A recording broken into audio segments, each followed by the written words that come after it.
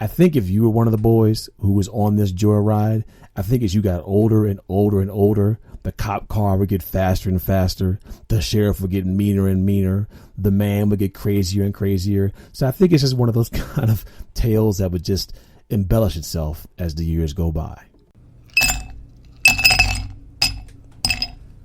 So after a day, like the day I reckon good old Sheriff Kretzer had chasing around a couple of boys who had stolen his police car, I would probably guess he'd want to sit down with a nice ice cold beer, you know, just kind of relax on his trailer or his front porch or wherever it was that he was staying at that you see in the movie. But instead of doing beer, we're going to do our own homemade version of Lynchburg Lemonade. That's right. Good old Lynchburg Lemonade. So what do you need to make a nice, easy Lynchburg Lemonade? And look, here's the cool thing about this.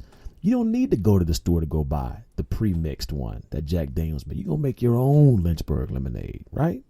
So here's how we're going to do this. You're going to need 1 ounce of lemon juice, 1 ounce of simple syrup, or as I've said before in the past, a teaspoon of sugar. You're going to need 1 ounce of Jack Daniels Tennessee whiskey and some ice, and about, 4 ounces of some lemon lime soda with some, lemon slices to garnish.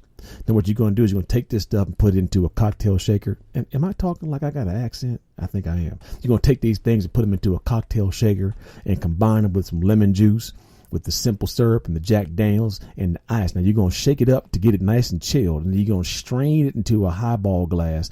That's a tall, skinny glass for those who don't know what a highball glass is. But you're going to strain it into a glass. You don't have to use a highball. You can use a mason jar if you got one. Top it off with some lemon lime soda and stir. See, to me, this is the kind of drink that you would love to have after chasing down 2 boys who stole your car out in the hot country.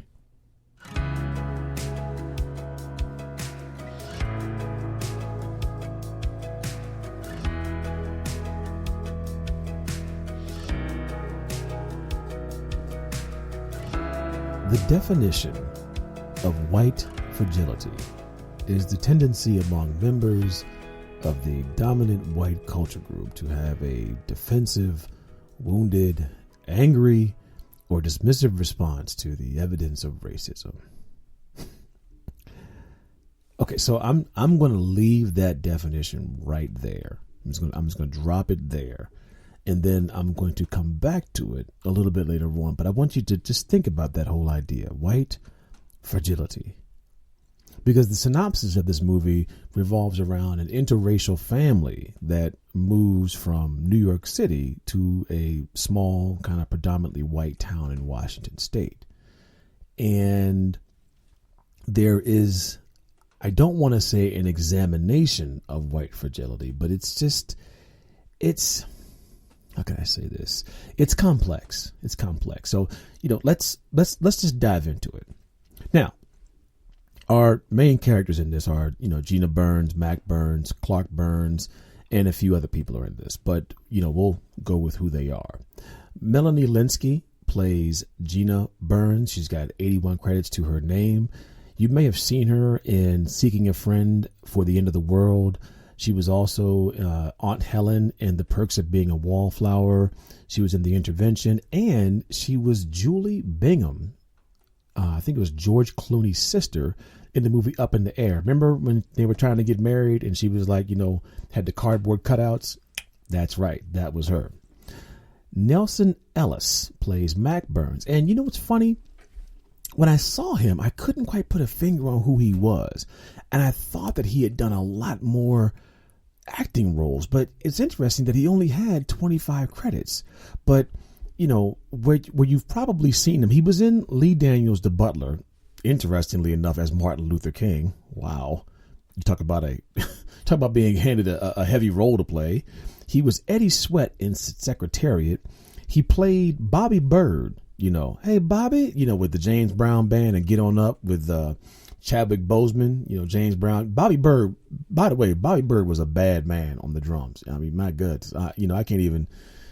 Was it drums? I think Bobby Bird played the drums. I can't remember. I'm not a musicist. I'm not an old school 60s aficionado.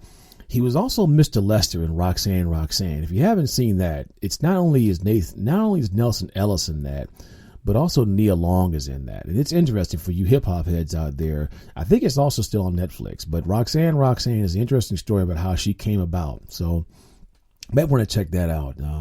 Mahershala Ali also has a role in that thing too as well. So it's a very interestingly well done movie. But I think most people remember Nelson from being Lafayette Reynolds in True Blood. I think he was the gay or the gay chef or bartender. I forget. I saw True Blood years and years ago, but that's who Nelson Ellis is. Armani Jackson plays Clark Burns, and he's the child in the film. He's got 11 credits to his name. He was in Grey's Anatomy, The Last Witch Hunter, and he was in some of the film called Christmas All Over Again. I really haven't seen this kid, but he seems to have some interesting abilities. I'll say it the least. The only other person who kind of pops up in this movie that you might recognize might be Christine Taylor. And I was surprised because she's pretty much I want to say a big time actress, but she's got some pretty hefty roles under her belt. Not only was she on Friends, but she was also what's his name's girlfriend, Matt. Oh my goodness, his name is slipping right out of my Ben Stiller. Ben Stiller's girlfriend in Zoolander. And she was Kate Veach in Dodgeball, and she's been on Arrested Development. So she steps in for a small character role in this one, but I was surprised because somebody who's got those kind of chops under their belt to only get, a couple of appearances here. But needless to say, her appearances are very, very prominent and very, very important. So, looking at the character arcs, Clarky, the youth or the youngster in the film, strange, quirky teenage kid. His character was difficult to kind of figure out, I guess you could say. Being a high school teacher, I wanted to believe that he was just kind of shy, but to me, he seemed a little bit stiff, very ambiguous. I couldn't read it. Not necessarily aloof, but just kind of off. At least I thought. I mean, now mind you, it's an awkward age for most kids, and but to me, he seemed just a little bit strangely reserved and somewhat like non-communicative. And when he does open up, it's like he starts using these like ebonic phrases or these kind of hip phrases to kind of fit in. And it just seemed forced. Okay. Now, towards the end of the movie, he did revert back to himself. But for me, it was kind of like trying to figure out exactly, who he really was. It's I don't know. You'll see what I'm talking about when you watch the movie. Now, Mac is the father, and I thought he was probably the coolest character in the film. Well, not him, but also the Clark's cousin, Williams, and I'll get to him in a moment. But Mac is open. He's reserved. He's very aware of his blackness. He is trying to fit in without assimilating to his new surroundings. So understand what I mean by that. He wants to fit in, but he doesn't want to give up who he is or where he came from. Now, he begins trying to understand his new surroundings, but he becomes frustrated as the film progresses on. And it seems as though that as he gets, the frustration is around the sense that his blackness seems to become his defining feature. It's not just who he is as a man. And at the climax of the film, he does resolve things, by trying to make things up without retreating. But it's kind of hard to say if there's anything that really changed about him except his sensitivity towards his son and his quote unquote burgeoning social butterflying. So it's kind of a weird character with Mac too as well. He was a little bit flat to me a little bit. Now, Gina begins the movie hopeful, optimistic, but she becomes a little bit bogged down by her new job. The pressure of being a good mom, instilling good values in her son, trying to make decisions about moving the family that she thought was actually going to work. There was a lot going on with her. Over time, she too also begins to succumb to the trials and tribulations of adjusting to the move. And I think towards the end of the movie, her character shifts a little bit. Not that she wasn't aware of her son and her husband's blackness, but I think there's, I guess you could say, a little bit more of an empathetic stance towards it, I guess. It's just trying to figure out how everyone kind of fits in. And again, I'll explain all this a little bit later on. Now, Ambrosia is another character. She's I guess you could say, I can't really comment on it without sounding weird, so I'm just going to leave it alone. But I'll say this: she acts a little bit way too old for her age. I wish they would have developed another character in there named Julie. I thought she had some potential, but they kind of just made her, I mean, she might as well have been like a cardboard cutout. But Clark's cousin named William, oh man, William to me completely stole the show. I thought he was the most realistic character of all. His quick lines brought a real sense of levity to certain scenes, and I really, really enjoyed him. Now, the dialogue in the film, interesting conversations were throughout this movie, but the 800-pound gorilla in the room is white fragility. Now, there are many moments where the interactions could be described as microaggressions, but they were kind of like in a benign way. And the implications of these conversations were meant to be inviting and nice, but they fell clumsily into these false platitudes of trying to be overly nice and sensitive to the black experience, I guess you could say. Now, the conversations between the teenagers, I thought were accurate and cute. A little bit mature at times, but for the most part, accurate. From a conflict aspect, when it comes to trying to identify the story, I'm trying to figure out how I can say this. It's kind of like Gina versus Gina. You know, did she make the right decision moving the family? Is she a good mom? How does she fit in as a white mom with a black husband and a interracial son? You could argue it's kind of Clark versus Clark. You know, who is he? Is he the mixed kid from Brooklyn, or is he the black kid from Brooklyn? And when you watch, you'll see what I mean.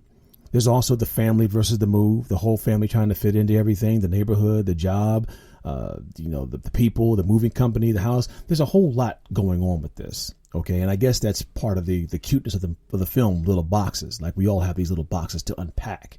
So I guess that's where that title comes from. But I don't know. There's a lot of conflict, a lot of little fires that you got to put out. Now, as far as the plot type goes, it was kind of hard to nail down the plot. I mean, you could argue that Gina's the protagonist who's kind of taking her family on this journey, and she discovers new thing about her son and her husband and herself, all the while dealing with the specter of, again, white fragility and trying to be sensitive to everybody. But all along, it seemed to be that she was the one who was dealing with the most issues as she tries to balance all of these types of things. So I don't really know how to describe the plot of this movie. Now, back to my definition, thematically, white fragility. I don't want to believe that anybody was wounded or angry or dismissive, but I do want to say that they were definitely overly sensitive to Mac and his son. I mean, there's Ambrosia, who was sensitive to the fact that he was a black kid from Brooklyn, but was upset with him for another reason that you'll find out later on.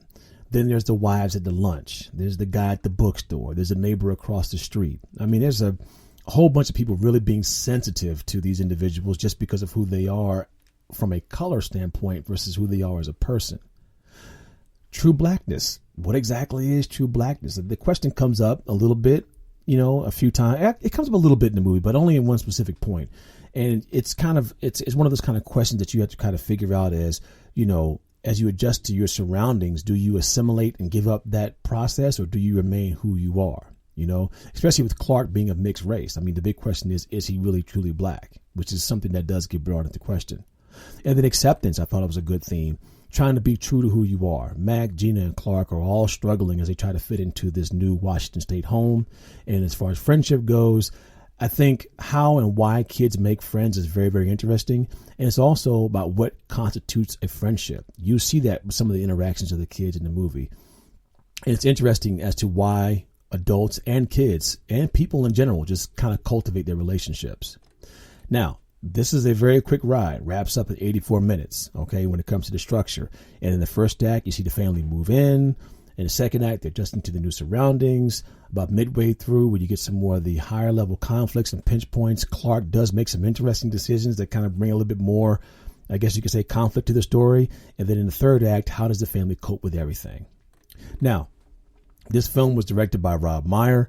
He had done a series of shorts and a few documentaries.